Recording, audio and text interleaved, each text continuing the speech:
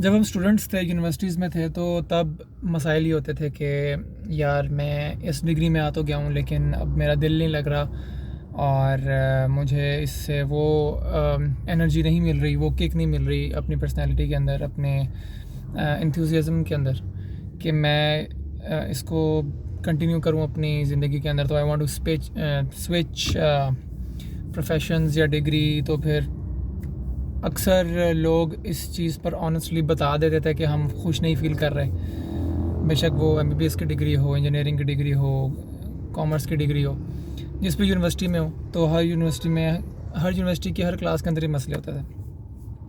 तो तब ये चॉइस ऑफ प्रोफेशन से रिलेटेड था मसला, जो कि again one of the very important decisions of your life होता है कि आपने पैसे किस चीज़ से कमाने हैं, क्या वो आपको खुश रखती है चीज़ के नहीं।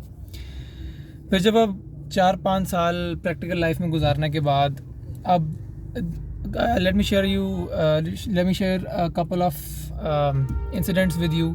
एक दफ़ा मैं फैसलाबाद गया हुआ था, आउटस्कर्ट्स में एक मेडिकल कैंप कर रहा था। वहाँ पर एक मेडिकल कैंप के अंदर जो कैंप करवा रहे थे, एक एनजीओ के हेड, वो अब मेरे पास आकर अपने मैदे के मसले डिस्कस कर रहे हैं और मैं उनको बता रहा हूँ कि अच्छा ये पॉसिबिलिटीज़ हैं, ये दवाई इस्तेमाल कर लें। थोड़ी देर बाद वो मुझे कहते हैं यार मैं ना डॉक्टर साहब सिरप तो मैं पी लूँगा, दवाई भी मैं खा लूँगा, लेकिन मैं दूसरी शादी कर लूँ। अब मैंने कहा कि ये एकदम से आपको क्या हुआ है? हम मेडिकल डिस्कशन कर रहे थे। डॉक्टर साहब मैं ना बहुत डिप्रेशन का मरीज़ हुआ हूँ और मुझे समझ नहीं लग रही कि मेरे घर का सुकून जो है वो क्यों बर्बाद हो रहा है और सारा कुछ। अच्छा, लेट्स लीव इट हेयर। उसके बाद जब से मैं प्राइवेट सेक्टर में प्रैक्टिस कर रहा हूँ as a junior medical doctor, ठीक है, मेडिकल ऑफिसर, और अपने हाउस जॉब के दिनों के अंदर भी बेशक मैं जिस मर्जी डिपार्टमेंट में हूँ, चाहे प्लास्टिक सर्जरी डिपार्टमेंट में हूँ, चाहे मेडिकल डिपार्टमेंट में हूँ, सर्जरी डिपार्टमेंट में हूँ या ऑन्कोलॉजी डिपार्टमेंट में हूँ, हर दूसरे तीसरे दिन, तकरीबन हर दिन ऐसे केसेस आते थे हमारे पास कि जिसके अंदर ना लोग आते हमारे पास इस इम्प्रेशन से थे कि हमारे जिस्मानी मसले हैं या हमें उल्टियाँ हैं, बुखार होता है, फीवर, मतलब निमोनिया हो गया या कुछ माइग्रेन है। लेकिन जब थोड़ी सी हिस्ट्री लेते हैं तो पता लगता है कि ना डॉक्टर साहब मैं दूसरी शादी कर लूँ। क्यों जी, दूसरी शादी क्यों करनी है? इतने लोग क्यों बेताब हुए हैं दूसरी शादी करने? या डॉक्टर साहब मैं बीवी को छोड़ दूँ। इस तरह की बातें हैं। मतलब शुरू में तो मुझे नई बातें लगती थी, मेरे लिए भी एक लर्निंग एक्सपीरियंस था। अपना तो जो ज़िंदगी का एक्सपीरियंस जो हमारे घर पे ब्रॉटअप हुई है वो तो ठीक है, वो उसके एक्सपीरियंसेस का जो लेसन है वो अलग है। लेकिन ये जो social deprivation of satisfaction in a relationship, ये जब परसीव किया मैंने, ये जब मुझे इसका एक्सपोजर हुआ और अब इतने 3-4 सालों से प्रैक्टिकल लाइफ में हो रहा है, और जो मेरे से सीनियर्स हैं उनको ज़्यादा भी एक्सपीरियंस है।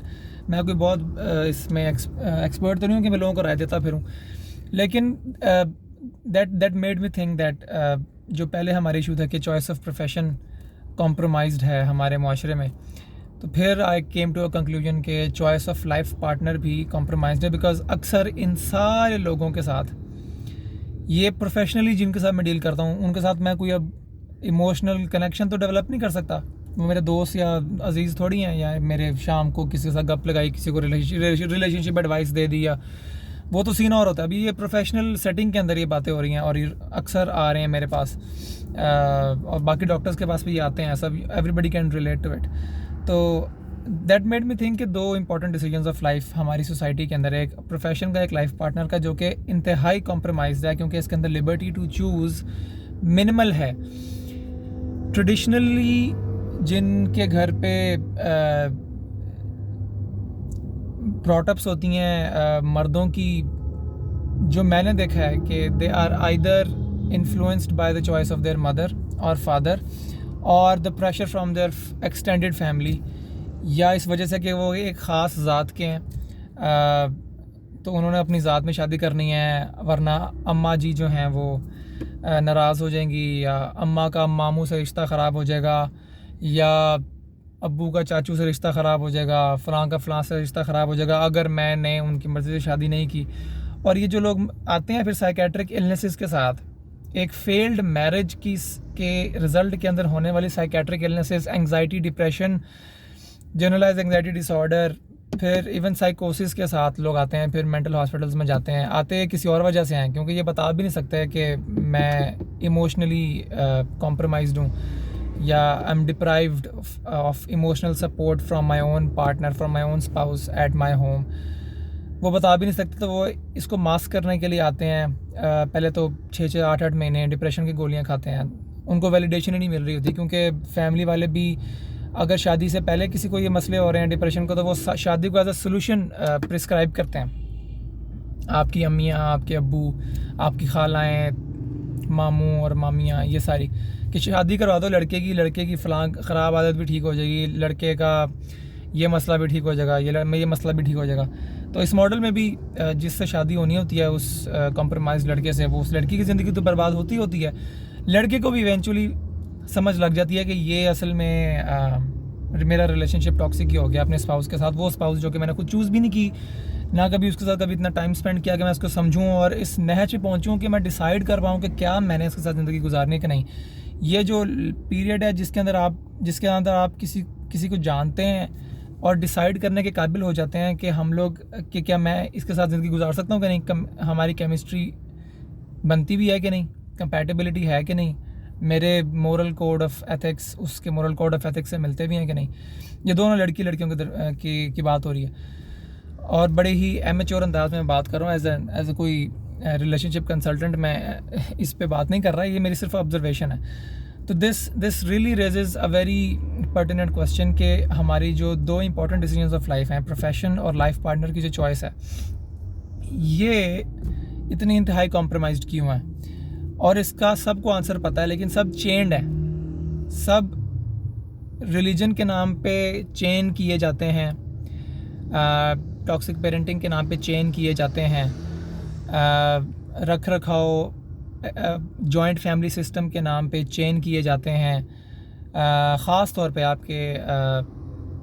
अगर आपके पेरेंट्स जो हैं वो उनको इतनी कभी ग्रूमिंग हुई नहीं है कि ये लाइफ पार्टनर या प्रोफेशन टाइम लेके तसल्ली से रिसर्च करके तो हर प्रोज एंड कॉन्स को तोल के फिर इस पर डिसीजन लिया जा सकता है, तो फिर आप इसके विक्टिम रह सकते हैं, इस तरह की एंग्जाइटी के, इस तरह के डोमेस्टिक इश्यूज़ के, जो कि बाद में आपकी प्रोफेशन को भी ख़राब करता है, आपकी पर्सनैलिटी को भी ख़राब करता है। तो my suggestion to all my fellow colleagues या एज फेलोज़ या जो भी जूनियर्स जो भी यूनिवर्सिटीज़ में हैं, जो भी जहाँ भी जिस प्रोफेशन में हैं, या अभी वो इंटरमीडिएट दे रहे हैं या मैट्रिक कर रहे हैं, अगर मेरे वो फॉलोशिप में हैं तो काफ़ी सारे लोग जूनियर स्टूडेंट्स ही हैं ज़्यादातर। My suggestion is to please challenge this mindset. आपको हमेशा रिस्पेक्ट का कार्ड दिखा के आपको चुप कराया जाएगा, आपके पेरेंट्स की तरफ से भी, आपके टीचर्स की तरफ से भी, आपके इंस्टीट्यूशंस की तरफ से भी, कि तुमने बोल कैसे लिया आगे से, तुम्हें पता नहीं है तुमने क्या क्वेश्चन कर दिया है, तुमने इतना बड़ा पहाड़ तोड़ दिया है, ये कह के कि नहीं मैंने अपना टाइम लेना है।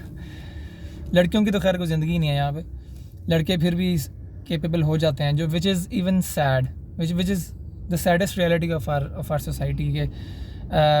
अभी तो ये मैंने मेल पेशेंट्स देखे हैं जो कि आके कहते हैं यार मैं लड़कियों की मैं शादी दूसरी कर लूँ, तीसरी कर लूँ, मुझे क्योंकि जो पहली है वो मेरी अम्मी ने चूज़ की हुई है, दूसरी मैं अपनी मर्ज़ी से चूज़ करूँगा क्योंकि पहली मैंने घर वालों के लिए की हुई है। और ये अच्छे खासे पढ़े लिखे लोग भी, बैंक्स के मैनेजर्स आते हैं जनाब, डॉक्टरी की अपनी फील्ड के अंदर भी बड़े बड़े सीनियर लोग आते हैं, ठीक है, फिर मार्केटिंग के लोग आते हैं, हर फील्ड के लोग आते हैं।